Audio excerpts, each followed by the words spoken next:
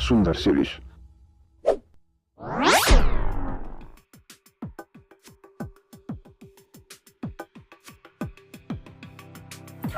सम्पूर्णलाई नमस्कार। आज हामीसँग चाहिँ हुनुहुन्छ सिन्धुपाल्चोकमा जन्मिएर चाहिँ सिन्धुपाल्चोकमा शैक्षिक विकास त्यसै गरी सानै उमेरदेखि राजनीतिमा पनि सक्रिय भएर चाहिँ उहाँले चाहिँ सिन्धुपाल्चोकको समग्र विकासमा एउटा योगदान पुर्याउनु भएको व्यक्तित्व हामीसँग हुनुहुन्छ र पछिल्लो समय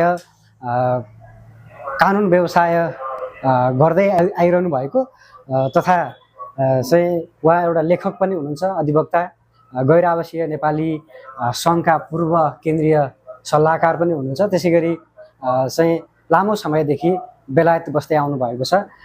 सिन्धुपुत्र सुरेन्द्र नेपाल श्रेष्ठलाई हार्दिक स्वागत गर्न चाहन्छु। नमस्कार। दाइ आराम हुनुहुन्छ? एकदम ठिक छु। कहिले आउनुभयो नेपाल दाइ? म 3 हप्ता जति भयो। 3 हप्ता भनेपछि दसैँ लगतै दसैँभन्दा अगाडि अब तिहारको लगत्तै भोलिपल्ट जाने। दसैँ यतै मनाउनु भयो? दसैँ यतै मनाइयो, तिहार पनि मनाइयो। कस्तो लाग्यो दाइ दसैँ यताको? ठिक छ। अब फ्यामिलीहरूसँग भेटघाट यताउता सबै राम्रै भयो। दाइलाई त सानै उमेरदेखि यता सिन्धुपाल्चोक बस्नु भएको, चौतारा बस्नु भएको, त्यो पहिलाको दसैँ र अहिलेको दसैँमा कस्तो फरक पाउनु? अब पहिला त अब केटाकेटीमा दसैँको मजा अर्कै किसिमको हुन्थ्यो होइन। हजुर। अब यसपालि त फेरि मैले काठमाडौँमा मनाएँ दसैँ। हजुर।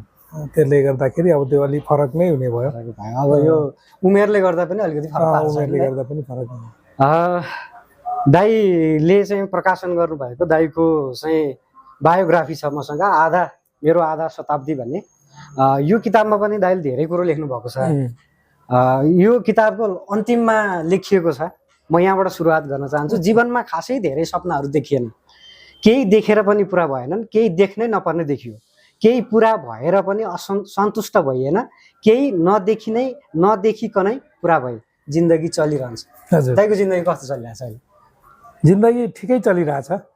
अब म धेरै जिन्दगीको बारेमा सोच्ने अनि चिन्ता गर्ने गर्दिनँ। हजुर। अगाडि जे पर्छ त्यो चाहिँ पार गरिन्छ। हजुर। त्यसले गर्दाखेरि अब जिन्दगी त अब यस्तै हो, अब घाम पानी जस्तै। हजुर।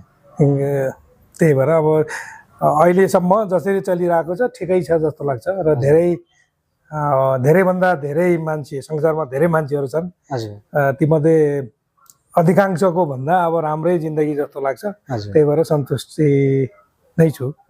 दाइको यो बायोग्राफी पढिरहँदा दाइको धेरै बाल्यकालको बारेमा पनि मैले ज्ञान हासिल गरेँ। यो दाइले नाममा चाहिँ सुरेन्द्र नेपाल श्रेष्ठ राख्नु भएको छ, यो चाहिँ किन दाइ? यस्तो भएको थियो, हामी विदेशमा बस्दाखेरि नेपालको धेरै कुराहरू गर्छौँ, माया गर्छौँ अनि गर्छौँ होइन। हजुर। अनि त्योभन्दा पहिला पनि अब नेपालमै बस्नेहरूले पनि कतिपयले नेपाली भनेर नाम राख्ने गरेको देखिन्थ्यो। हजुर। अगाडि सर्ने नाम भयो, पछाडि चाहिँ नेपाली भनेर राखेको हुन्थ्यो। अनि एउटा प्रसङ्गमा हामी लन्डनमै केही साथीहरूसँग छलफल हुँदा यो नेपाललाई सम्झिराख्ने एउटा केही गरौँ न भने के गर्ने भन्ने कुरा भयो। नाममा नेपाल राखौँ, नेपाली राखौँ भन्ने भयो। अनि मैले भने अब जस्तै सुरेन्द्र नेपाली भनेपछि अब मेरो नेपाली चाहिँ जात हुने भयो। अनि थुप्रैको जात पनि छ फेरि नेपाली होइन। त्यसले गर्दा मलाई चाहिँ के लाग्यो भने अब यो बिचको नाम छैन, धेरैको त बिचको नाम हुन्छ, राज, कुमार होइन, सिंह, दास, त्यो भएकोले अब यो बिचको नाम त त्यति महत्त्व पनि हुँदैन। त्यसैले गर्दा त्यसो हो भने अगाडिको र पछाडिको नाम एज इट इज राख्ने, बिचमा नेपाल भन्ने राखौँ भनेर भने। अनि यसको प्रसङ्गमा तपाईँलाई एउटा रमाइलो प्रसङ्ग पनि सुनाउँछु। एकजना महिला साथी हुनुहुन्थ्यो क्यारे, तपाईँले नेपालसँग बिहे गर्नुभएको कि श्रेष्ठसँग बिहे गर्नुभएको भन्नुभयो। म हाँसेँ होइन, मेरो त अनि किन र भनेको तपाईँको 2टा जात छ, नेपाल र श्रेष्ठ भन्नु। त्यस्तो होइन, म त केटा मान्छे हुँ पनि भने होइन, आजकल त केटा पनि बिहे गर्छ भन्ने पनि सम्बन्ध कुरा भयो। अनि त्यसपछि मैले मलाई स्पष्ट पार्नुपर्ने अवस्था पनि आएको थियो। त्यस्तो हो। अनि यो बिचको नाममा चाहिँ अब नेपाल भनेपछि कमसेकम अब नेपालबाट आएको हुँ भन्ने पनि मुख्य गरी एउटा आफ्नो माटो राष्ट्रियतालाई अलिकति महत्त्व पनि देखिन्छ। अनि दाइ नेपाल आउनुको कारण चाहिँ अब यो चाहिँ चाडबाड घुमघाम मात्रै थियो कि अरू पनि के थियो दाइको? हुन चाहिँ अब दसैँ तिहार मनाउने भन्ने नै थियो। मैले सायद जिन्दगीमा सबैभन्दा पहिलोचोटि त्यति पहिला टिकट किनेको मैले यो जनवरीको 26मा टिकट किनेर छु हजुर यो अहिले आउने भनेर अक्टोबरको चाहिँ 24मा आउने भनेर जनवरीको 26मा हजुर टिकट काटेको रहेछु होइन हजुर। त्यो चाहिँ किनभने फेरि पछि के हुन्छ अब फेरि पोस्टपोन अब जान मन नलाग्ला के होला हजुर तर यसपालि चाहिँ दसैँ तिहार नेपाल नै मनाउने भनेर भनियो उहुँ, तर ठ्याक्कै त्यही बेला एउटा चाहिँ भनौँ न के कुरा मिल्यो भने यो 2 वर्ष अगाडि एकजना मेरो काममा मैले काम गर्ने ठाउँको चाहिँ हजुर। म्यानेजर सँग चाहिँ कुराकानी हुँदाखेरि उसको मामा हजुर चाहिँ नेपालमा काम गर्ने भन्ने सुने होइन हजुर अनि को रहेछ भनेर पछि कुरो हेर्दै जाँदाखेरि पुतली बाजे रहेछ उहुँ, अनि पुतली बाजेको बारेमा चाहिँ मैले युट्युबहरू हेरिरहेको थिएँ उहाँलाई चाहिँ अब कति 1966 भने मभन्दा 1 वर्ष म जन्मिनुभन्दा 1 वर्ष पहिला हजुर नेपालमा आएर पनि नागरिकता नपाएको उहाँ पोखरातिर पोखरामा बस्नु पुतली अब उहाँ आउँदाखेरि नेपालमा 350 थरीको पुतली थियो अरे हजुर अहिले करिब करिब 700 थरीको पुतली छ उहुँ, त्यति धेरै पुतली जम्मा गर्यो संसारमै पुतलीको बारेमा चाहिँ उसले धेरै नै ठुलो काम गरेको हजुर। 13वटा किताब निकालिसकेको छ होइन हजुर र उसलाई चाहिँ आफ्नो अन्तिम इच्छा चाहिँ यहीँ मर्ने हजुर तर नेपाली भएर मर्ने एकदम अनि त्यो सेती नदीमा खरानी बोकाउने ऊ चाहिँ जन्मजात क्रिस्चियन ऊ हजुर। क्रिस्चियन मिसनरीबाटै आएको हजुर चर्च प्रत्येक दिन जान्थ्यो यहाँ पनि हजुर। तैपनि ऊ चाहिँ हिन्दू धर्मअनुसार चाहिँ दाह संस्कार गरेर खरानी चाहिँ खोलामा फाल्नुपर्छ भनेर उहाँले इन्टरभ्यू दिएको यताउता मैले देखाएको थिएँ हजुर अनि त्यसपछि मलाई चाहिँ अब म केही पाएँ भने गरिराख्ने मान्छे भयो होइन अनि हजुर। मलाई क्लिक लागिहाल्यो ठ्याक्क त्यतिखेर चाहिँ के पर्थ्यो भने हाम्रो के अरे बादल नामबहादुर बादल चाहिँ हजुर। गृहमन्त्री हुनुहुन्थ्यो हजुर उहाँको चाहिँ नजिकको मान्छे स्वकीय सचिव नै त भनेको थियो नि जो सल्लाहकार जस्तो त मेरो मिल्ने साथी हुनुहुन्थ्यो डाक्टर प्रेमाले भने उहाँ लन्डनमै बस्नुहुन्थ्यो होइन हजुर अनि यो सबै मैले सोचेँ यो त गृह मन्त्रालयले गर्ने काम हो केही गर्न सकिन्छ कि भनेर मैले 1-2 ठाउँमा गरेँ अनि त्यसपछि एनआरएनको साथीहरू हुनुहुन्थ्यो चन्द्रबहादुर रोका कपिल थापा भन्ने हजुर उहाँहरू हुनुहुन्थ्यो ठ्याक्क उहाँहरू चाहिँ मैले कन्ट्याक्ट गर्दाखेरि यस्तो एकदम राम्रो समय मिल्यो कि हजुर त्यहाँ जाने भेट्ने सबै कुरा गर्ने अनि यहाँबाट फोन गरेर त्यहाँको त्यो मेरो जुन म्यानेजर छ हजुर। उसँग उसको कुरा गराइदिने उनीहरू 30-35 वर्षदेखि आइहालै छैन ए हजुर उनीहरू एक आफ्नो त्यति राम्रो चिन्दैन नि चिन्दैन उहुँ, अनि जो त्यो भेट्ने सम्पर्क बाटोमा। भयो अनि अब सबै भइसकेपछि ऊ आफै भेट्न आयो कि 2 हजुर। वर्ष अगाडि ऊ भेट्न आयो हजुर अनि उसँग सङ्कलन गरेका थुप्रै चाहिँ किताब के अरे नोट्सहरू अनि उसले आफ्नो जीवनमा एउटा अटोबायोग्राफी बनाउँछु हजुर 1 मिलियन स्टेप्स इन नेपाल भनेर चाहिँ नाम पनि लेखिराखेर छ ए, बिचरा हजुर। कलिनले हजुर कलिन स्मिथ हजुर अनि भनेर चाहिँ अब ऊ गरियो त्यो सम्पर्क गराइदिने ऊ आयो यताउता गर्यो होइन हजुर अनि हामीले त्यो भनौँ न त्यो सबै कागजपत्र यताउता पहिला उनीहरू 1994 भने 1994बाटदेखि 94देखि उसले चाहिँ नागरिकताको लागि प्रयास गरिरहेको हजुर। थियो अब लास्टमा चाहिँ जस त्यो सिक्वेन्सहरू मिल्यो होइन पहिलाको मेहनत पनि भयो हजुर अनि उहाँको उमेर चाहिँ एकदमै धेरै भइसक्यो र हजुर। शारीरिक रूपले पनि अलिकति ऊ नै थियो हजुर क्षण नै के अरे अलि दुर्बल नै हुनुहुन्थ्यो त्यही भएर सरकारले चाहिँ के गर्यो भने अब यो सामान्य प्रोसेसबाट दिँदाखेरि उसले आफ्नो नागरिकता छोड्नुपर्ने हजुर। नागरिकता छोड्नको लागि फेरि अर्को देशको नागरिकता पाउँछ भन्ने ग्यारेन्टी दिनुपर्ने हजुर यसलाई चाहिँ लामो प्रोसेस लिने भएको हुनाले र त्यसपछि चाहिँ अब यत्रो वर्ष चाहिँ काम गरेको हुनाले मानवता चाहिँ नागरिकता दिने भनेर मन्त्री परिषदले निर्णय गर्यो उहुँ, त्यतिन्जेलसम्म मानवता नागरिकता पाउनु भनेको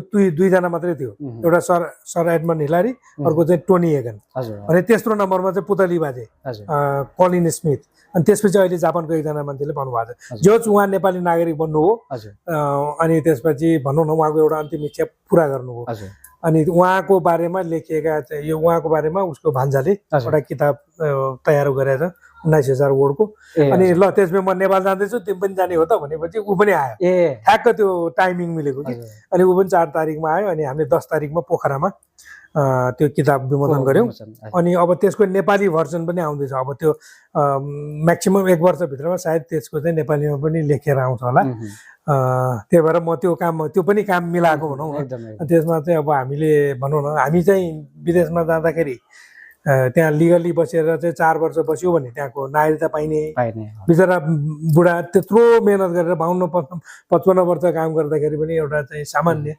नागरिकता पनि पाउन नसकेको अवस्था चाहिँ अलि त्यही त अब दुःखदायी नै यो थियो अब विदेशमा जन्मिएर अब नेपालमा म के गर्छु भनेर आउनेहरूलाई चाहिँ नेपाल सरकारले अलिकति खुकुलो वातावरण बनायो। त्यही त अब 15 वर्ष बसेपछि त पाउने नै थियो, यहाँको पनि कानुन त त्यो हो, तर खोइ अब त्यो केसमा किन त्यस्तो गर्यो होइन, अब थाहा भयो। अब त्यही त भन्छ नेपालको कानुन भने जस्तो अरू केही विदेशीहरूले त पाछन्, आए तापनि पाछन्।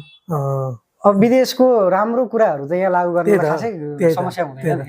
त्यही त अहिले हामीले अहिले हाम्रो एउटा चाहिँ अभियान पनि त्यही हो। हाम्रो नागरिक जस्तै म यहाँ जन्मेँ हुर्केँ 29 वर्षपछि गएँ, म विदेशमा छु, मैले विदेश नागरिकता अब सजिलोको लागि लिएँ।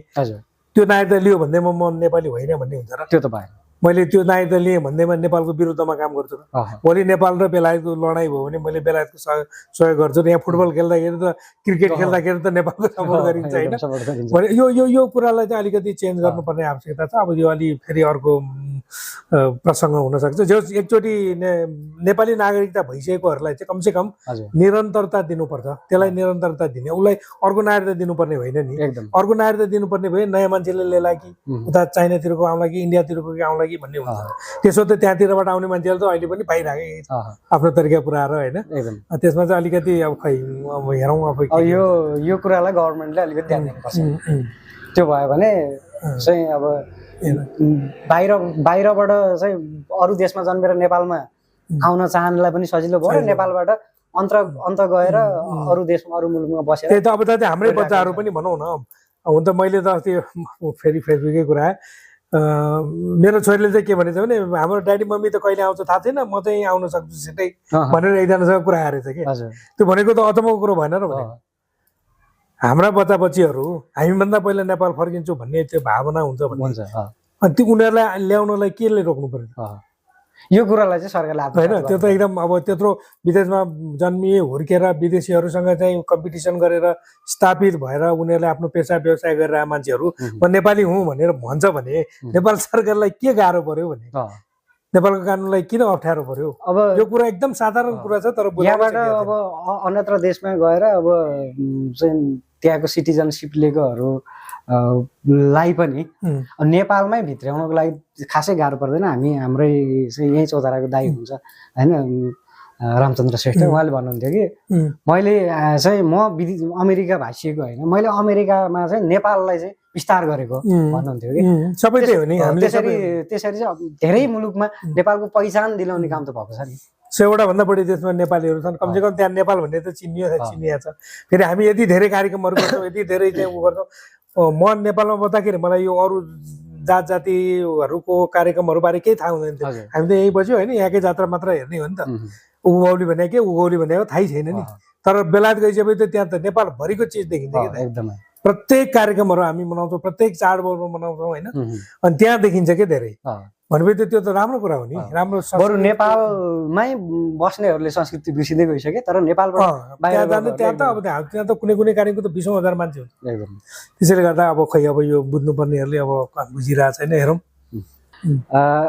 दाइले चाहिँ यहीँ नेपालमा बस्दाखेरि पनि शिक्षा क्षेत्रमा पनि धेरै समय व्यतीत गर्नुभयो, चाहिँ अस्थायी शिक्षक भएर पनि पढाउनु भयो। सुरुको मेरो पहिलो जागिर त्यो बेला चाहिँ कस्तो थियो दाइ? अहिले त अलिक फरक देखिन्छ, अहिलेको शिक्षा पद्धति पनि अलिक फरक छ। त्यो बेलामा चाहिँ दाइलाई चाहिँ म अब यो शिक्षाबाटै अलिकति समाजलाई अगाडि बढाउँछु भन्ने चाहिँ किन लाग्यो?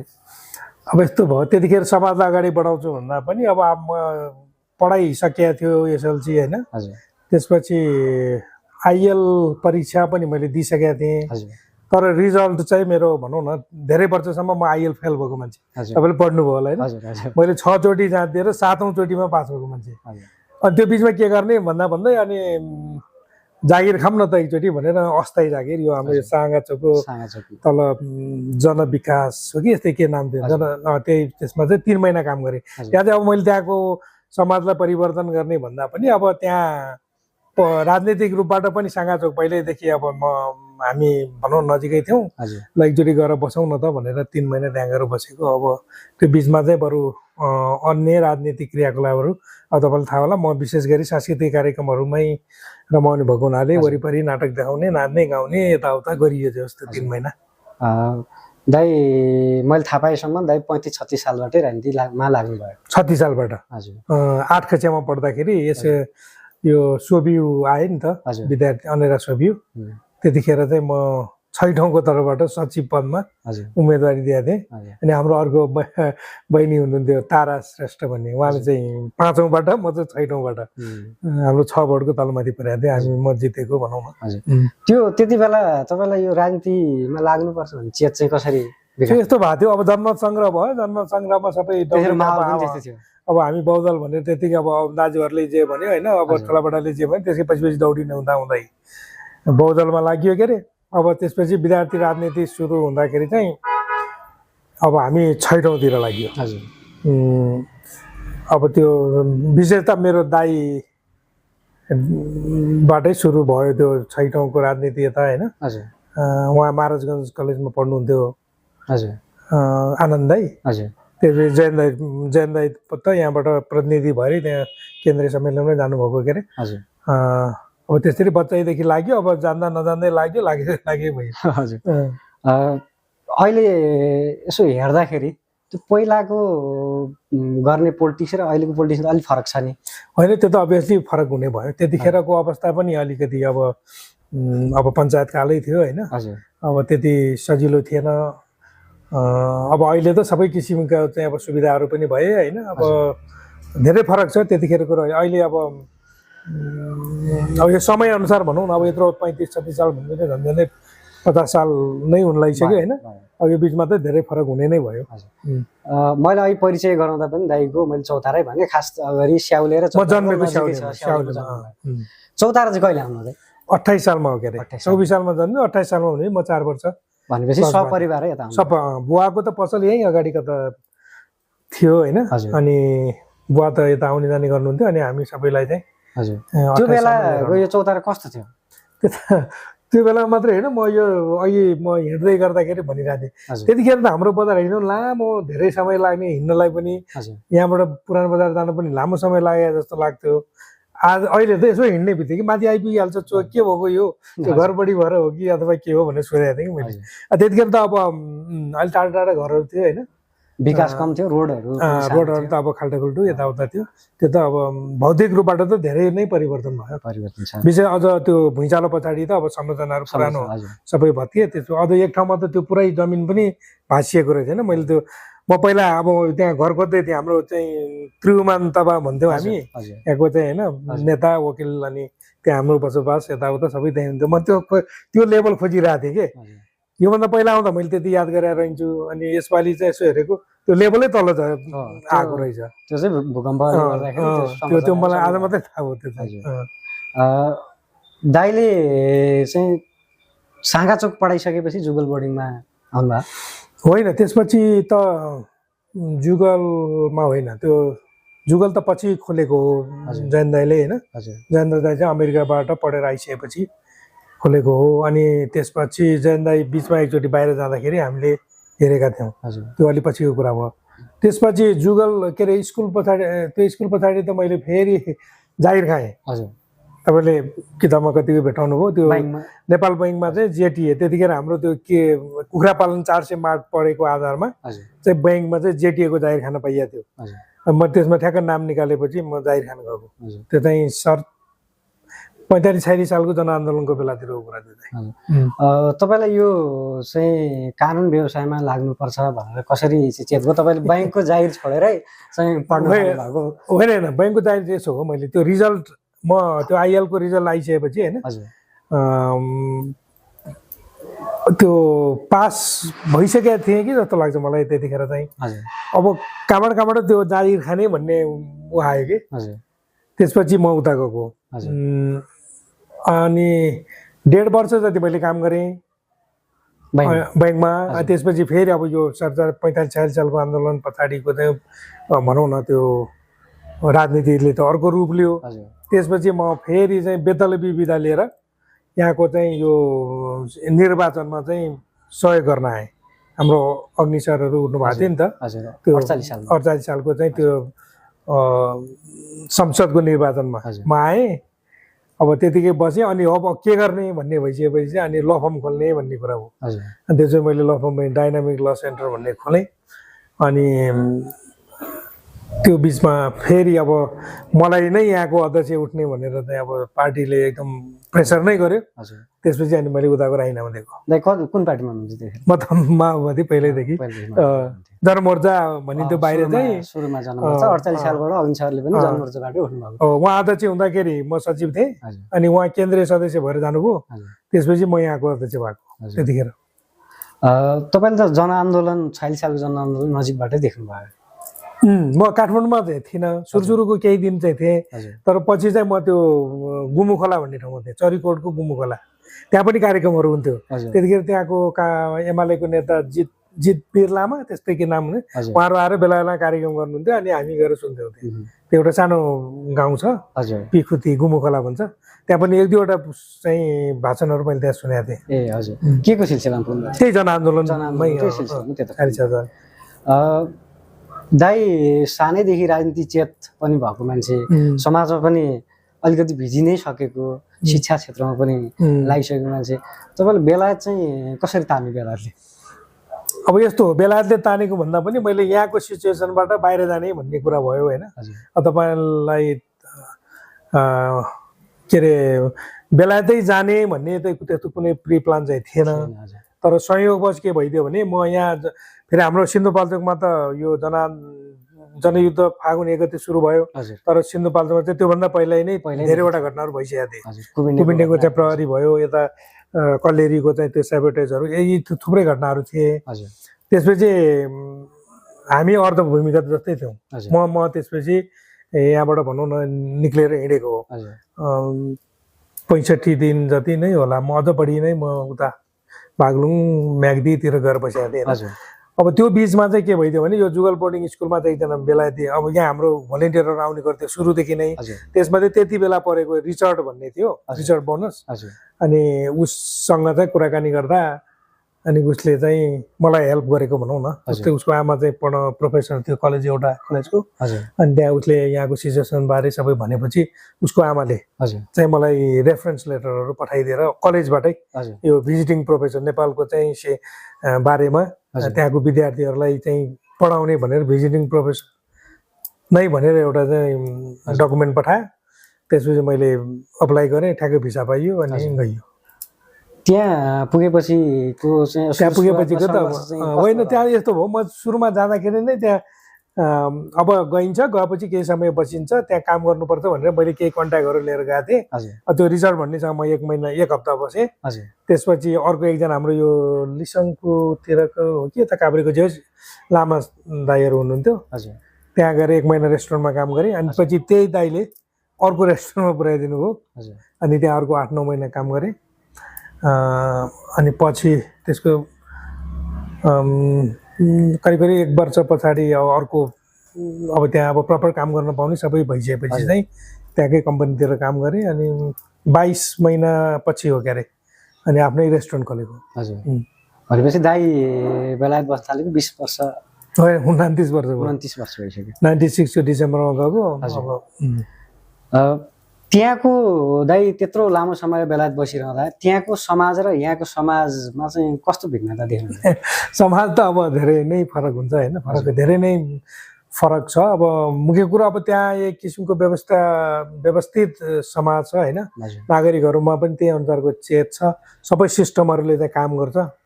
अब कानुनलाई मान्नुपर्छ भन्ने मुख्य चाहिँ त्यहाँको हो होइन, मान्छेहरूले मान्छन् कानुन, नमान्नेहरू पनि हुन्छन्, नमान्ने हुन्छन्, त्यो अब थोरै हुन्छन्।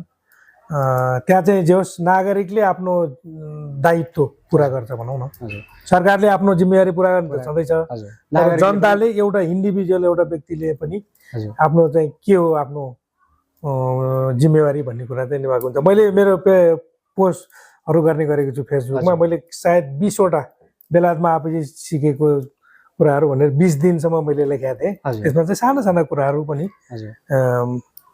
महत्त्वपूर्ण हुन्छ। बेलायतको जस्तो विकास चाहिँ यहाँ चाहिँ किन हुन सक्यो? होइन, विकास अब भौतिक रूपले भन्ने हो नि त, विकास अब यस्तो पनि भयो। अब बेलायत अलि पुरानो देश, मतलब लामो समयदेखि नै अब औद्योगिक क्रान्तिबाटै नै होइन, त्यहीँबाट सुरु भयो होइन, त्यसले गर्दा अब त्यो देशसँग तुलना गर्न सक्ने स्थिति भएन। तर मलाई देखेको अब भौतिक रूपबाट त हामीसँग हुनुपर्ने चिजहरू प्रायः छैन भन्न पर्ने अवस्था लाग्दैन मलाई। हजुर त्यसमाथि पनि अहिले आइटीको जमानामा त मलाई लाग्छ यहाँका बच्चाहरू त्यहाँको बच्चाहरू भन्दा पनि आइटीमा चाहिँ अलि राम्रो छन् कि जस्तो पनि लाग्छ मलाई कहिलेकाहीँ। हजुर किनभने सबै देखिन्छ होइन। हजुर त्यो त छ, भौतिक रूपबाट हुनुपर्ने चिज चाहिँ छ, तर पद्धतिगत रूपबाट आउनुपर्ने व्यवस्थाले अथवा सरकारले गर्नुपर्ने चाहिँ अब भनौँ न चाहिँ अलिकति कमी चाहिँ भएको हो। तर हुँदै नभएको छँदै नभएको भन्ने किसिमबाट जुन व्याख्या गरिन्छ नि अहिले, त्यो चाहिँ हाम्रो लागि चाहिँ एकदमै दुःखद कुरा जस्तो लाग्छ मलाई। नभएको होइन कि नपुगेको चाहिँ हो कि, नपुग्नु र नहुनुमा त फरक कुरा हो। एकदम फरक।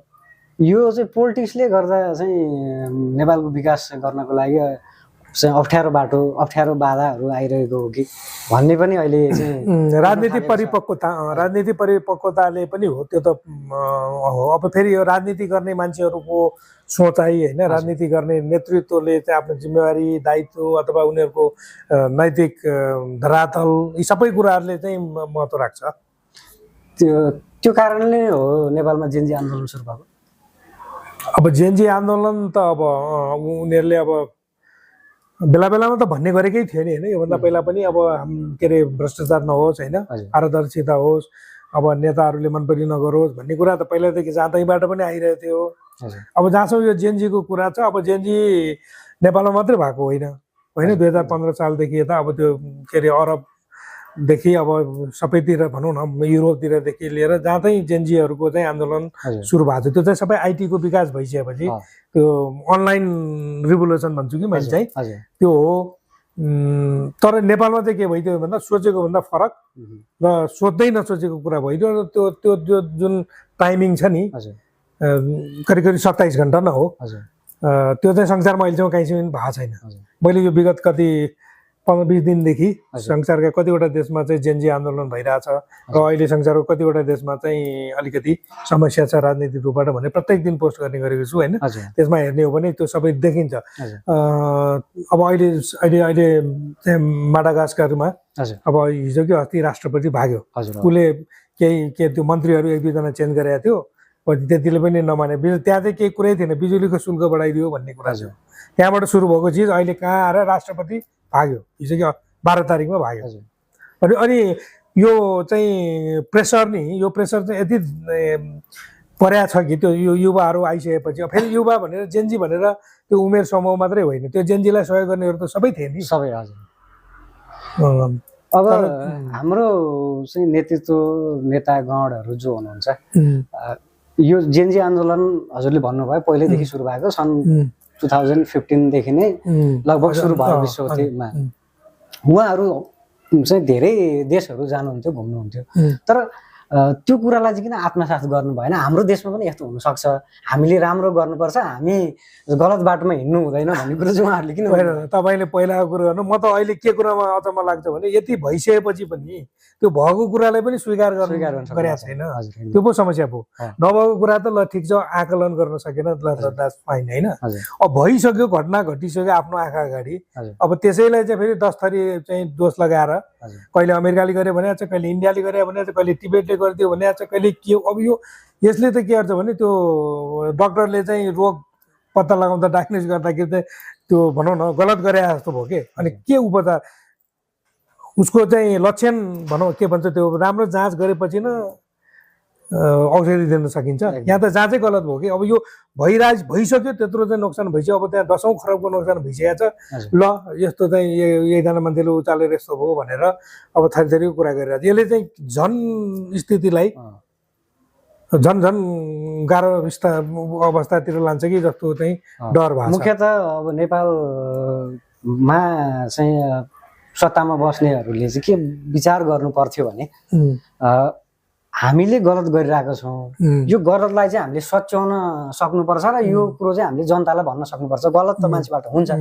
तर त्यसलाई चाहिँ अपनत्व लिएर बरु चाहिँ सही बाटोमा हिँड्न चाहिँ नखोजेको हो कि जस्तो देखिन्छ। त्यो त अभियसली देखिहाल्यो होइन। अब फेरि हाम्रो चाहिँ कस्तो छ भने हाम्रो एकदम सर्ट माइन्डेड के एकदम छोटो सोचाइ छ जस्तो लाग्छ जनताको पनि होइन। मैले अघि नै भने नि विदेशमा र नेपालमा फरक भने जनता प्रत्येक एकजना जनताले एकजना नागरिकले पनि आफ्नो चाहिँ जिम्मेवारी के हो भन्ने कुरा उत्तरदायित्व के भन्ने चाहिँ बुझ्नै पर्छ कि। त्यो नबुझेसम्म चाहिँ हुन्न, अरूलाई मात्रै दोष लाएर हुन्न। किनभने नेता बनाएको त हामीले नै हो, बाहिरबाट लिएर आउने कुरा त आउँदैन। भोलि नेता बन्ने मै होला, तपाईँ नै होला, अथवा जो अहिले जनता छ तिनै हो भनेपछि नेताहरूलाई मात्रै दोष लगाएर त हुन्न। फेरि अहिले फेरि नेताहरूमा पनि कुन नेताले के गर्यो भन्ने कुरा त फेरि स्पष्ट छ नि। तर त्यो केही कुरा पनि जाँच पडताल गरिन्न कि। यहाँ त एकजना मान्छे निक्लिन्छ देश बनाइदिन्छु भनेपछि सब उसको पछाडि दौडा दौड होइन। अब के अरे रवि लामिछानेले देश बनाउँछु भन्यो, घन्टी चिन्ह लिएर आयो, ल पहिलोचोटि चाहिँ त्यत्रो मान्छेहरूले चाहिँ भोट दिइदियो होइन। त्यो एउटा आश के आशमा उनीहरूले सपोर्ट गर्यो। नेपालको नागरिकहरू पनि कस्तो भयो भने कागले चाहिँ कान लग्यो भनेर भन्दाखेरि चाहिँ मैले त्यसलाई के भन्ने गरेको छु भने हाम्रो चाहिँ ठाउँ त हामीले बनाउने हो नि, देश त हामीले बनाउने हो नि, जनता सबै मिलेर बनाउने हो। तर हामी चाहिँ एकजना मान्छे खोजिरहेछौँ कि ठेकेदार जस्तो। देश ठेकेदारले बन्दैन नि, एउटा योजना बन्ला। तर सम्पूर्ण देश बन्ने भनेको त जनताले नै हो। नेताहरूले भन्दा बढी जनताहरू चाहिँ लाग्नुपर्छ भन्छु। नेता एकजना हुन्छ, जनता लाखौँ हुन्छ नि त। त्यसैले गर्दाखेरि अब यो नेतृत्वलाई मात्रै दोष दिने पक्षमा त म व्यक्तिगत रूपबाट म चाहिँ छैन। तैपनि यत्रो वर्षसम्म नेतृत्व गरिसकेपछि कमसेकम देखाउनु पर्ने केही सामान्य सजिला चिजहरूलाई पनि उहाँहरूले चाहिँ राम्रो गरेर देखाउन सक्नुभयो। त्यो चाहिँ हो। फेरि अब दाइसँग राजनीतिक गफ पनि भयो, किनभने दाइ सानैदेखि राजनीतिक चेत बोकेको र सानैदेखि राजनीतिमा भएको कारणले खास गरी अहिले चाहिँ बेलायतमा बसिरहँदाखेरि अब नेपालका उतापट्टिबाट हेर्दाखेरि होइन, उहाँ बसेर तपाईँले यहाँ हेरिरहँदाखेरि अब चाहिँ के गर्दा राम्रो हुन्थ्यो होला नेपालको पोलिटिसियनहरूले? त्यही त अब जे भयो होइन, अहिले यो जेनजीको नामबाट जे जति भयो, जे जस्तो भएको भए पनि त्यहाँभित्र जे जस्तो चाहिँ षड्यन्त्र अथवा जेसुकै भन्नुहोस् होइन भए पनि यदि त्यो षड्यन्त्र हो भने त्यो षड्यन्त्रबाट त हामीले देशलाई त पार लगाउन सक्नु पर्यो नि। त्यतिकै अब त्यसलाई चाहिँ फेरि अब हामीले अरूलाई दोष लगाएर मात्रै त हुँदैन। षड्यन्त्र पनि के कारणले भएको त्यसैले अरूलाई दोष मात्रै नलगाएर आफ्ना कमी कमजोरीलाई स्वीकार गर्दै भविष्यमा सुध्रिएर अब अगाडि बढ्नुपर्छ। त्यसको लागि चाहिँ अब हुन त अब राजनीतिमा उमेर भन्ने हुन्न होइन। अब अन्य अन्य देशहरूतिर पनि हेर्दाखेरि पनि अब उमेर पुगेका पाका मान्छेहरूले नै राजनीति गरिरहेको देखिन्छ। इभन अमेरिकामा त्यस्तो होइन। अब ट्रम्पले दोस्रोचोटि जित्नुभयो, तर त्यसो भनेर हुँदैन। अमेरिकामा त अलरेडी सबै चिज चाहिँ सेटल छ नि त। तर हाम्रो चाहिँ के भने सेटलै गर्न सकिएन कि।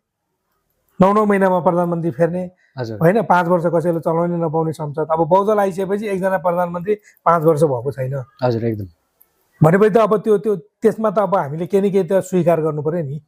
त्यसैले गर्दाखेरि अब पुराना नेतृत्वले कमसेकम अब अभिभावक भएर नयाँ नेतृत्वहरूलाई अगाडि बढायो भने हुनसक्छ। तर अब मैले चाहिँ अब हुन त अब चुनाव हुनुपर्छ होइन। चुनाव नगरिकन सधैँ यसै गरी लिङ्गरिङ त हुँदैन। चुनावको बेलासम्ममा ठिक्रिँदै जाँदै होइन अब विभिन्न पार्टीहरू पनि आउँदैछन्। जे जस्तो जो आए पनि एउटा नयाँ ढङ्गले त्यसलाई चाहिँ स्वीकार्नु पर्छ कि। सधैँ यो राज्य चाहिँ सञ्चालन गर्ने भनेको वीरता त होइन नि कसैको।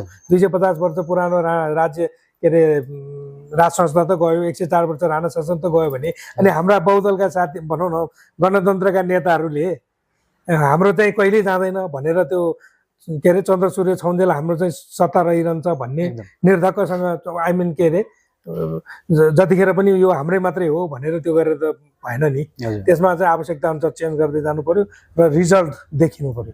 आफूले सकुन्जेल गर्ने त्यहाँबाट छोड्दिनु त्यो हो भने राम्रो हुने देखिन्छ। छोड्ने भनेर त्यसरी छोडेर हिँड्नु परेन।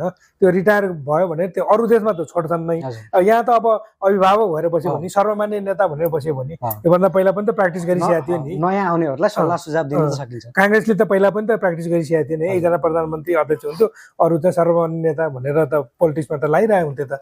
गणेश मानहरू, कृष्ण प्रसादहरू उहाँहरू त लाग्नु भएको थियो। हजुर हजुर चाहिँ अब लामो समय बाहिर बसिरहँदाखेरि गैर आवासीय नेपाली सङ्घको केन्द्रीय सल्लाहकार पनि हुनुभयो। के छ चाहिँ नेपालबाट बाहिर गएर बस्नेहरूको अवस्था कस्तो देख्नुहुन्छ?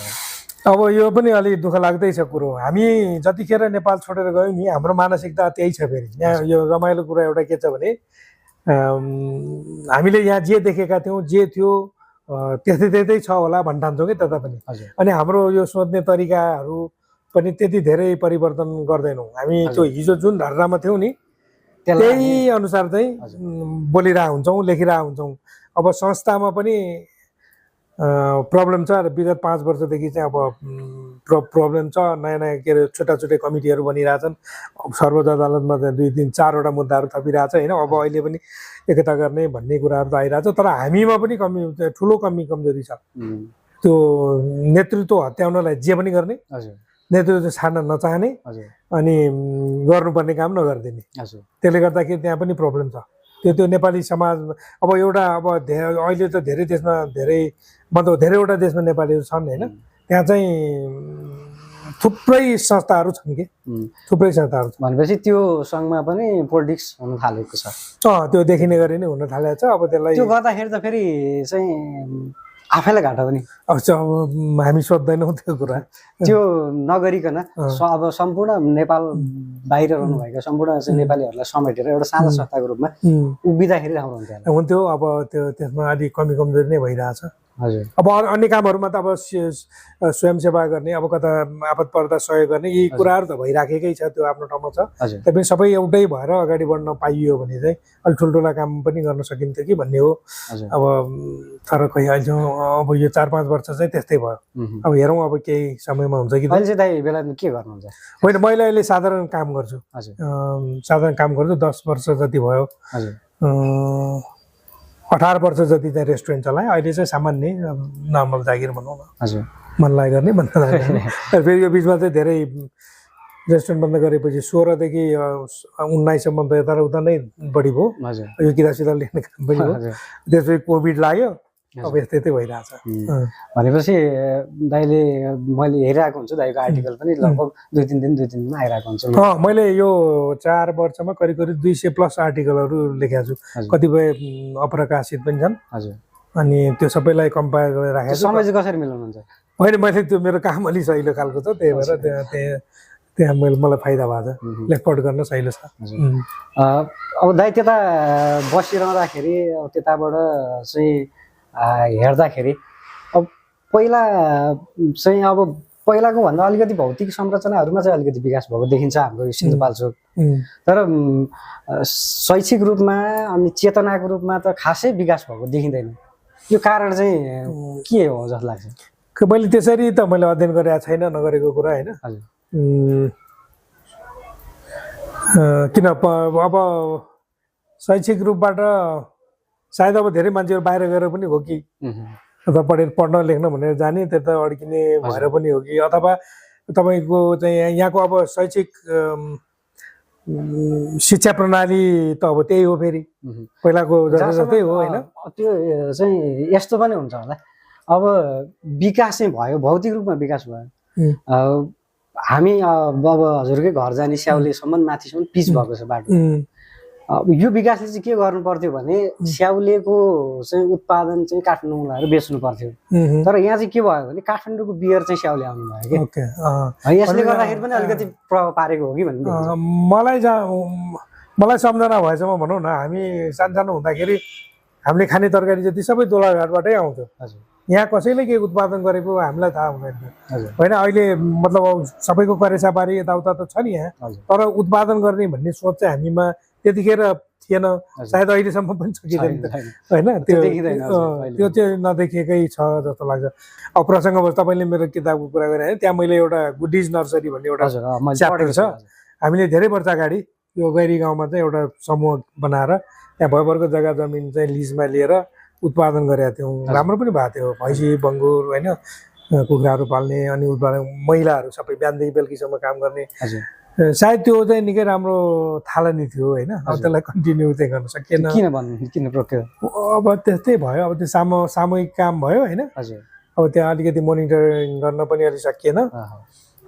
अब फेरि जो साथीहरूले जिम्मा लिनुभयो उहाँहरूको पनि अब जागिरे होइन। त्यस्तै भयो। त्यसलाई अलि नेतृत्व दिन सकिएन भनौँ न नेपालको। तर त्यसले चाहिँ अलि राम्रै प्रभाव पारेको जस्तो लाग्यो मलाई। नेपालको व्यवसाय चाहिँ अब हजुरले त्यतिखेर गर्नुभएको जस्तै छ अहिले पनि। है अहिले पनि हुने त्यस्तै हो सामूहिक काम हुन्छ होइन अब बिचमा गएर सरकारले पनि चाहिँ समूह बनाएर आयो भने मात्रै चाहिँ अनुदान दिनेदेखि गएर हेल्प गर्ने काम गर्छ अनि त्यसपछि त्यो चाहिँ अब सामूहिक नेतृत्व चाहिँ राम्रो हुन नसक्दाखेरि त्यो त्यतिकै बिचमा फेलाउँछ त्यही त त्यतिखेर त हामीले केसम्म गरिदिएको थियौँ भने त्यो महिलाहरू जति सबै चाहिँ समूहमा जाने अनि उनीहरूको कोही बच्चाहरू छ भने स्कुल जाने त गइहाल्थे त्यो अब स्कुल जान नसक्नेहरूलाई चाहिँ छुट्टै नर्सरी बनाइदिएर गुड्डिज नर्सरी भन्ने नाम राख्थ्यो त्यो भयभरको गाउँभरिको बच्चा बच्चीहरू त्यहीँ खाने बस्ने अनि दिनभरि सुत्ने तेल लाउने नुहाउने सबै गरिन्थ्यो त्यो मार्क्सले भनेको कम्युन जस्तै त्यस्तै भनौँ न त्यो गरिएको थियो तर अब त्यस्तै भयो भनौँ न अनि दाइ कहिले फर्किनुहुन्छ म अब ठ्याक्क टिका यो भाइटिकाको भोलिपल्ट उतै बसिरहने कि अब यता नेपाल फर्किने भन्ने छ सोच मैले अस्ति मेरो जन्मदिनमा एउटा पोस्ट लेखेको थिएँ के अरे जिन्दगीका 29 वर्षहरू मैले नेपालमा बिताएर छु म 29 वर्षमा नेपाल छोडेको अहिले ठ्याक्क विदेश गएको पनि 29 वर्ष अब यो अब बाँकी जिन्दगी के गर्ने होला भनेर मैले एउटा आफैलाई प्रश्न गरेको थिएँ होइन मलाई थाहा हुन्न कि मैले चाहिँ योजनाहरू बनाउनु धेरै अनि मसँग त्यो यसको एन्सर छैन अब म भोलि यस्तै परे अब यतै बस्दिन पनि सक्छु होइन दाइले यो किताबको कभरमा भएको जस्तो जिन्दगी चलिरहन्छ भन्ने तर यस्तो छ अब बस्ने भने अब यस्तो छ अब लन्डनबाट यहाँ आउनु त्यति टाढा कुरा पनि होइन यहाँबाट जानु होइन अब एक किसिमबाट अब त्यहीँ अभ्यस्त भइयो होइन अब जहान परिवार बच्चा बच्चीहरू पनि उता भयो त्यति मात्रै होइन अब अरू फ्याक्टरहरू पनि हुन्छन् होइन त्यसले गर्दाखेरि ठ्याक्कै छोडेर आउने भन्ने त नहोला तर केही समय यहाँ बस्ने अलि बढी समय यहाँ बस्ने कुनै वर्ष त्यहाँ अलिक कम बस्ने त्यसरी बाँकी जिन्दगी चाहिँ त्यसरी बिताइन्छ कि जस्तो लाग्छ एकदम अब अहिले त फेरि संसार चाहिँ एउटा चाहिँ ग्लोबल भिलेज एउटा गाउँ भएको छ त्यो हिसाबले जहाँ बसे पनि अब त्यसले खासै फरक त पार्दैन तर के चाहिँ हो भने आफ्नो मातृभूमिलाई अलिकति बढी प्राथमिकता दिनुपर्छ भन्ने चाहिँ हो अब मैले चाहिँ के भन्ने गरिरहेको छु भने अब हामीले बुवा आमालाई पाल्न सकेनौँ होइन त्यस कारण मेरा बच्चाहरूले चाहिँ बाबा आमा पाल्नुपर्छ भन्ने पनि नलियोस् अथवा अब भनौँ न मेरो के अरे नाति नातिनाहरू बच्चाहरू पाल्नुपर्छ भनेर हामीले पनि लिनु नपरोस् एउटा जिन्दगीमा चाहिँ एउटा जीवन हुन्छ होइन मान्छेको एउटा लाइफ भनौँ न त्यो के भने अब यो एकचोटिको जीवनमा अब होइन आफ्नो जीवनलाई चाहिँ कसरी सेटअप गर्ने भन्ने चाहिँ सबैले बुझ्नुपर्छ सबैले सोच्यो भनेदेखि अरूको चाहिँ भारी पनि भइँदैन कि छोरीले हेरेन भनेर बाबामा रिसाउने अथवा चाहिँ बाजेले नातिले छोराछोरी हेर्दैन भनेर छोराछोरी रिसाउने जुन अहिले हाम्रो चाहिँ परम्परा त्यस्तो छ यसलाई अलिकति ब्रेक गर्नुपर्छ भन्ने खालको मान्छे पनि अब यो समाज संस्कृति भनेको त हामी आफैले बचाउने र हामी आफैले जोगाउने हो किनभने हामी चाहिँ 3 पुस्ताको काम गरेर हुन्छौँ के बाबाआमालाई पनि पाल्नु पर्यो आफू पनि पालिनु पर्यो छोराछोरीलाई पनि हेर्नु पर्यो अझ नपुगेर नाति नातिलाई पनि हेर्नु पर्यो भनेपछि मान्छेले एउटा आफ्नो जिन्दगी कहिले बिताउनु त अब उसले क्रिएटिभ काम गर्ने त्यति गर्न भ्याउँदैन पनि सक्दैन पनि होला त्यसैले गर्दा यसलाई चाहिँ यसमा चाहिँ अलिकति हामीले प्र्याक्टिस गर्नुपर्छ भन्ने जस्तो लाग्छ मलाई चाहिँ अहिले हजुरको सबै परिवार उतै हुनुहुन्छ सबै भने श्रीमती 2टा बच्चा छोरीहरू अनि अहिले यता चाहिँ सिन्धुपाल्चोकमा घर त छैन त्यो भिजा लगाएपछि त्यति भूकम्प पछाडि चाहिँ बनाउनु भएन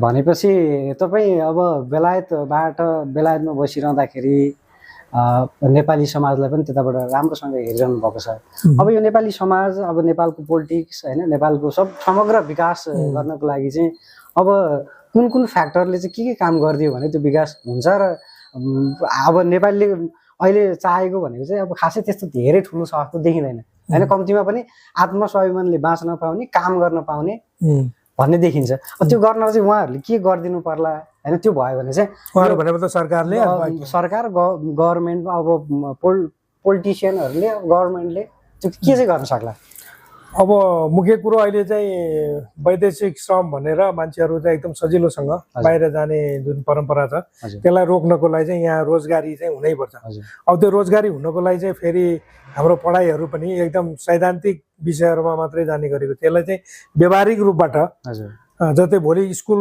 सकिँदा अथवा कलेज सकेर आउँदाखेरि कमसेकम म यो काम गर्छु भन्ने एउटा सिप चाहिँ हातमा हुने किसिमको चाहिँ शिक्षा प्रणालीलाई लिने हो भने कमसेकम आफ्नै देशमा बसेर पनि थोरै कमाए पनि घर परिवार अथवा आफूलाई पुग्छ भने किन जाने त विदेश भन्ने किसिमको वातावरण बनाउन सक्नुपर्छ। त्यसको लागि चाहिँ यहाँको युवाहरूलाई पनि अब यहीँ रोजगारी पाउने हो भने त विदेश जान छोडेर त्यति जान मन विदेशमा 1 लाख कमाउनु र यहाँ बसेर 25,000 कमाउनु मलाई लाग्छ 25,000ले जित्छ जस्तो लाग्छ मलाई चाहिँ है। हजुर एकदम। त्यसैले गर्दा अब समाजमा एक त अब परिवारबाट टाढिनु पर्यो, अर्को समाजबाट टाढिनु पर्यो, देशै छोड्नु पर्ने हुन्छ। अलिकति लामो समय विदेशमा बसिसकेपछि त देशसँगको त्यो कन्ट्याक्टलेस नै भइन्छ एकदम।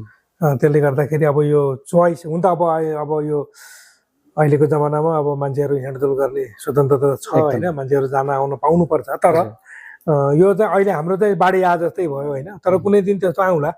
मलाई लाग्छ विदेशमा बस्ने अधिकांश मान्छेहरू फर्किन त चाहन्छन्, तर सबै कुरो मिल्दैन। तैपनि फर्किन त चाहन्छन्, त अब त्यसको लागि वातावरण बनाउनलाई चाहिँ अब फर्किएर पनि के गर्ने भन्ने पनि हुन्छ। अब त्यसको लागि चाहिँ अब गभर्मेन्टले वातावरण बनाइदियो भने अधिकांश फर्किन सक्छ। सिपमूलक शिक्षामा जोड दिएर सकेसम्म यहीँ अड्किने बस्ने वातावरण बनाइदियो भने चाहिँ अब राम्रै हुन्छ। अब विदेशमा जाने, काम गर्ने, सिक्ने, अलिअलि पैसा कमाउने अनि फर्के। अब मलाई एउटा मैले चाहिँ के मैले पहिला पनि लेखेको छु, यहाँ त समस्या के हो भने एकचोटि विदेश गयो भन्ने चाहिँ समस्या होइन, एकचोटि चाहिँ विदेश जानै पर्छ भन्ने खालको चाहिँ मलाई चाहिँ त्यस्तो लाग्छ। एकचोटि मान्छे कमसेकम विदेशमा गएर 2-4 वर्ष बसेपछि त्यहाँको सिस्टमहरू आफ्नै आँखाले देख्छ र यसो गर्नु नहुने रहेछ, यसो गर्नुपर्ने रहेछ भन्ने बुझिन्छ कि। अनि यहाँ समस्या चाहिँ के हो भने त्यसरी फर्केका मान्छेहरू पनि केही समय यहाँ बसिसकेपछि यहाँ बस्नै नसक्ने, फर्किनु पर्ने। त्यो चाहिँ ट्रेन्ड देखिएको छ। पहिलोचोटि जाने मान्छे त फर्केला, तर दोस्रोचोटि जो मान्छे छोडेर जान्छ नि यहाँबाट, तिनीहरू चाहिँ जिन्दगीमा फर्केर आउँछ जस्तो मलाई लाग्दैन। त्यो भनेको के हो त भन्दाखेरि यहाँ चाहिँ केही न केही चाहिँ ल्याक छ, केही न केही चाहिँ कमी चाहिँ छ।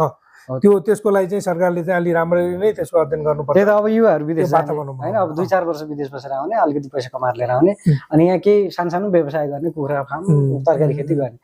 अनि अब त्यो यहाँको उत्पादन सरकारले किन्न पनि सक्दैन, अब त्यो बिक्री पनि हुँदैन, अनि त्यसपछि त्यहाँ डुब्ने हो। त्यस्ता मान्छेहरू चाहिँ अब त्यस्तो मान्छेहरूलाई चाहिँ आऊ भनेर पनि आउँदैन जस्तो लाग्छ मलाई होइन। त्यो देखिन्छ। अब त्यसको लागि चाहिँ सरकारले अलिकति प्राथमिकता दिनुपर्छ जस्तो लाग्छ होइन।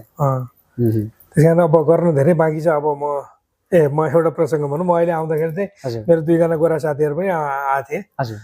अनि उसले यसो गाडी साडी चलाउँदा यताउता गर्दा अब कुरा गर्छ नि, किन यस्तो भएको यहाँ भन्छ होइन। उसले के भन्छ, नेपाली मान्छेहरू एकदम राम्रो छ होइन, एकदमै फ्रेन्डली छ, एकदमै स्वागत गर्छ, माया गर्छ, सहयोग गर्छ, सबै कुरा गर्छ। तर यो बाटोमा हिँड्ने बेलामा एउटा गाडीले अर्को गाडीलाई किन बाटो दिन्न होइन। अनि एउटा गाडी हिँडिरहेको छ, त्यहाँ अप्ठ्यारो पर्यो भने त्यो गाडीको पछाडि बसेन, त्यो गाडी अगाडि जान सक्छ। किन यताबाट मान्छे जान्छ, किन उताबाट हिँड्छ, यो चाहिँ किन गरेको होला भनेर सोध्थेँ कि मलाई।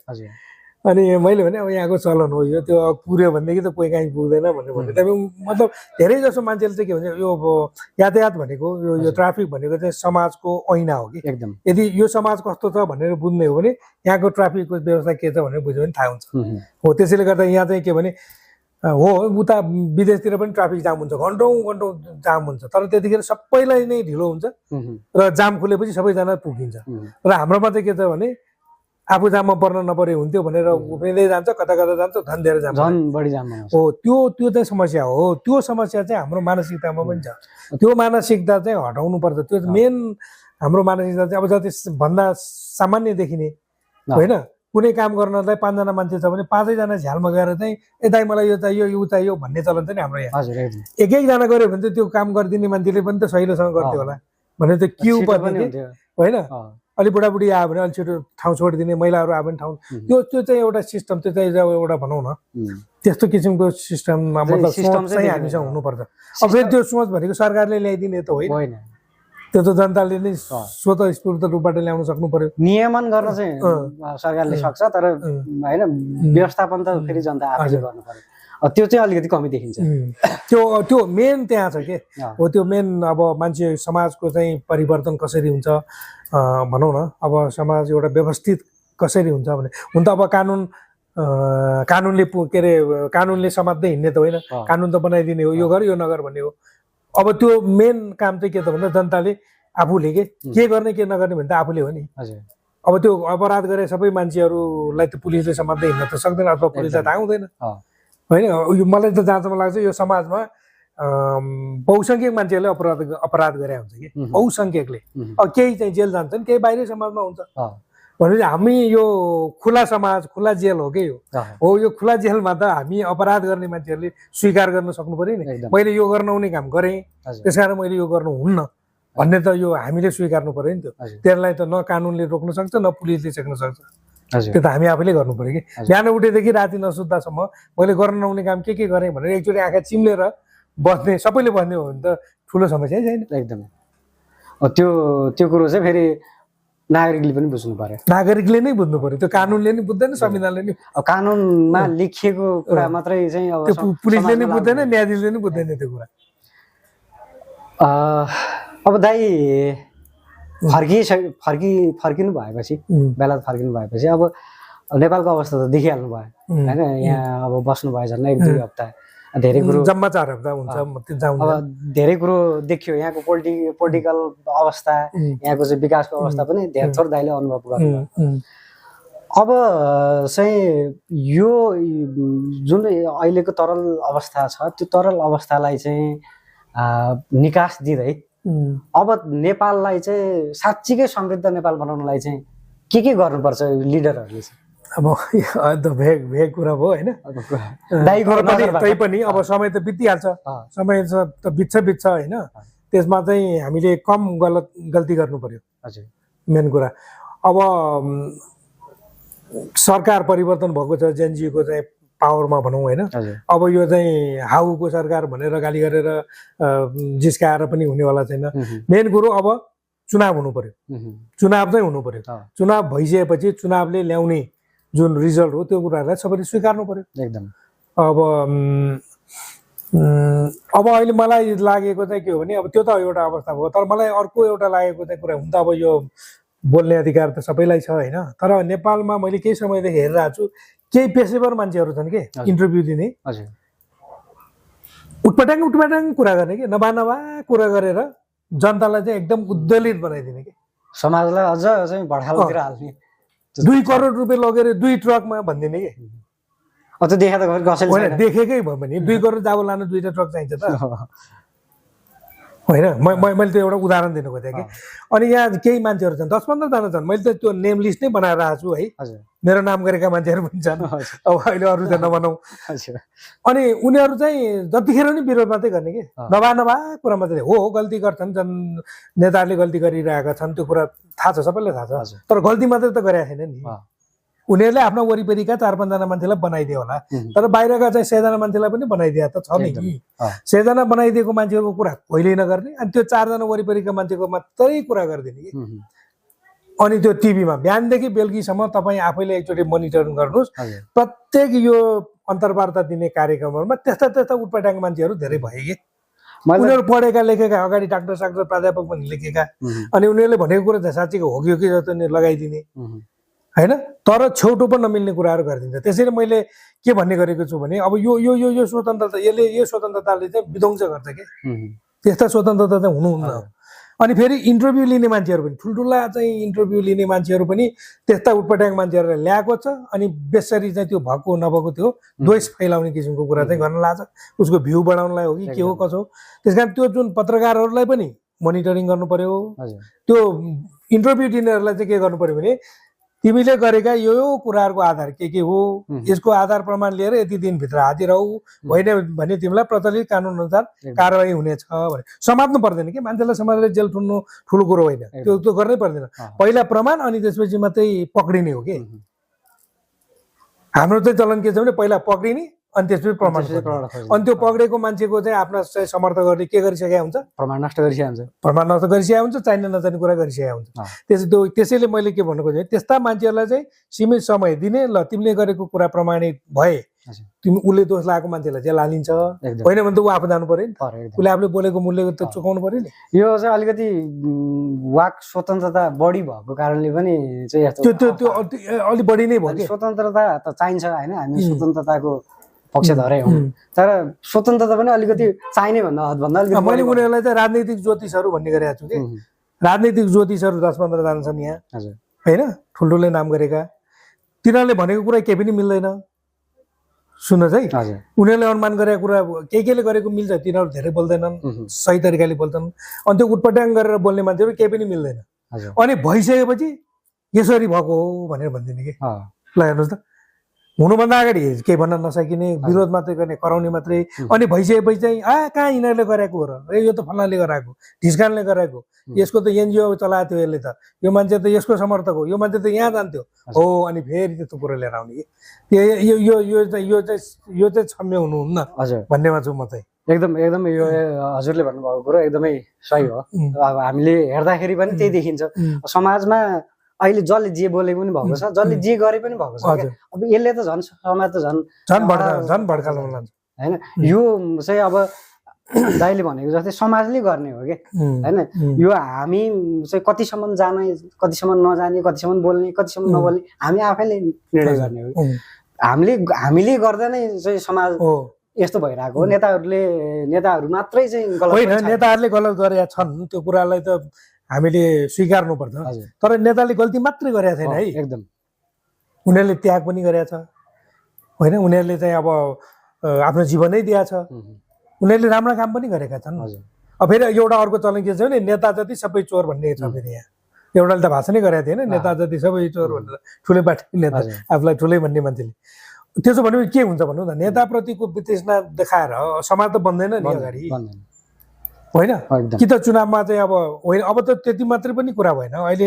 जेएनजीहरू चाहिँ अति 4 जना जेएनजी मन्त्री हुने भनेर 4 जनाको नाम आयो होइन ल त्यो 4 जनाको चाहिँ पुरा बायोडाटा निकालेर फल्नाको चाहिँ टिबेटियन रे अर्कोको चाहिँ कुन चाहिँ एनजिओमा काम गरेको ल भनेपछि मान्छे लिएर आउने चाहिँ को त फेरि समाजमा नेता बनाउने कसलाई त त्यसो भए कोही न कोही काहीँ न काहीँ केही न केही तरिकाबाट त एफिलिएटेड भएकै हुन्छ होइन अब नेपाल जस्तो अलिकति विकास उन्मुख देशका चाहिँ युवा जनशक्तिहरू काहीँ न काहीँ त जोडिया हुन्छ एनजिओ आइएनजिओतिर त उनीहरूको आफ्नो क्यारियर पनि त्यहीँबाट सुरु गरिरहेको हुन्छ होइन अनेक गरिरहेको हुन्छ भने ल फल्ना त यस्तो ऊ त भनेर पुरा दोष लगाइदिने ऊ गरिदिने चलन छ त्यो चाहिँ राम्रो भएन त्यो चाहिँ त्यसलाई चाहिँ स्वीकार्न सकिन्न त्यो सबैभन्दा खतरनाक अहिले चाहिँ बिग्रिएको भनेको त्यो हो ठिकै छ दाइ अब हामी लगभग अन्तिम खण्डमा पनि आइपुग्यो दाइ आजै आउनुभएको म बिहान आएको कस्तो लाग्यो अलिकति कति पछि आउनु म 5 महिना पछि आएको म मेमा पनि आएको थिएँ हजुर भनेपछि त्यति धेरै फरक त पाउनु भएको छैन त्यो बजार त अब त्यस्तै हो ठिकै छ अब सिन्धुपाल्चोकमा अब यस्तै हो विपत्तिहरू प्राय आइरहन्छ त्यसले अलिकति प्रब्लम पनि छ दसैँमा पानी पर्यो हैन म त्यो दसैँ त्यो अगाडि नै आउने विचार गरेको थिएँ हजुर पानी छानी पर्यो यताउता गरी त्यतिकै ढिला भयो ल हुन्छ दाइ एकदम दाइसँग चाहिँ धेरै अन्तरङ्ग कुरा गर्न पाइयो राजनीतिदेखि बाल्यकालदेखि होइन दाइको धेरै कुराहरू जान्ने मौका पाएँ दाइले धेरै हुन्छ ल